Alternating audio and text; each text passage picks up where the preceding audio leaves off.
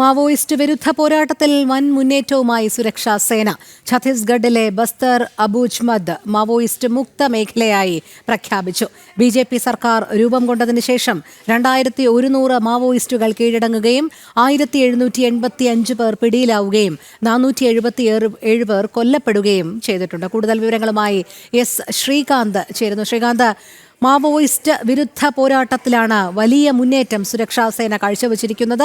ഛത്തീസ്ഗഡിലെ ബസ്തർ അബൂജ്മദ് മാവോയിസ്റ്റ് മുക്ത മേഖലയായി പ്രഖ്യാപിക്കണമെങ്കിൽ അത് എത്രത്തോളം ഫലം കണ്ടു എന്നും വ്യക്തമാകുകയല്ലേ?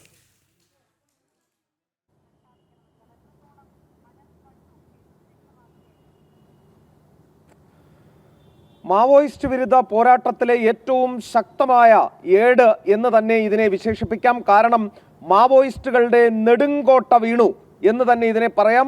ഛത്തീസ്ഗഡിലെ വടക്കൻ ബസ്തർ മേഖലയിലുള്ള അബൂജ്മദ് എന്ന പ്രദേശമാണ് ഇപ്പോൾ വീണിരിക്കുന്നത്. അത് സുരക്ഷാ സേന മാവോയിസ്റ്റ് മുക്ത മേഖലയായി പ്രഖ്യാപിച്ചിട്ടുണ്ട്. കഴിഞ്ഞ 2 മാസത്തിന് മുൻപ് ജനം TV സംഘം ഈ അബൂജ്മദിലേക്ക് പോയിരുന്നു. ആ ഘട്ടത്തിൽ തന്നെ ഈ മാവോയിസ്റ്റുകളുമായി നിരന്തരമായ ഏറ്റുമുട്ടൽ നടക്കുന്ന മേഖല കൂടിയായിരുന്നു ഈ അബൂജ്മദ്. ഇതിപ്പോൾ ഈ 2 മാസത്തിനിപ്പുറം ആ മേഖല മാവോയിസ്റ്റ് മുക്ത മേഖലയായി പ്രഖ്യാപിച്ചിരിക്കുന്നു എന്നുള്ളതാണ്. അവിടെ മാവോയിസ്റ്റുകളുടെ ജനതാ സർക്കാർ ഭരിച്ചിരുന്ന സ്ഥലം കൂടിയാണ് എന്നോർക്കണം. അവിടമാണ് ഇപ്പോൾ സുരക്ഷാ സേന തിരിച്ചുപിടിച്ചിട്ടുള്ളത്.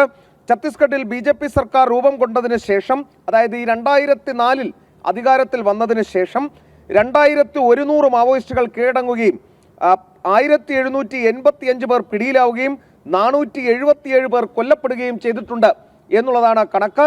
സുരക്ഷാ സേനയെ അഭിനന്ദിച്ച് ഇപ്പോൾ കേന്ദ്ര ആഭ്യന്തരമന്ത്രി അമിത്ഷാ രംഗത്ത് വന്നിട്ടുണ്ട്. രോഹിണി, ഈ കാര്യത്തിൽ മനസ്സിലാക്കേണ്ടത് ഈ അബൂജ്മദിന്റെ വീഴ്ച എന്ന് പറയുന്നത് ഈ ഇന്ത്യയിലെ റെഡ് കോറിഡോറിന്റെ പശുപതിനാഥ് ക്ഷേത്രം മുതൽ തിരുപ്പതി ബാലാജി ക്ഷേത്രം വരെ നീണ്ടു നിൽക്കുന്ന റെഡ് കോറിഡോറിലെ ഏറ്റവും ശക്തമായ സ്ഥലം ഏതെന്ന് ചോദിച്ചാൽ അത് ബസ്തറാണ്. ബസ്തറിലെ ഈ അബൂജ്മദ് ബെൽറ്റാണ്. അവിടമാണ് വീണിരിക്കുന്നത്. അതായത് നട്ടല്ലൊടിഞ്ഞു മാവോയിസ്റ്റ് ഭീകര പ്രവർത്തനത്തിന്റെ എന്ന് വ്യക്തം.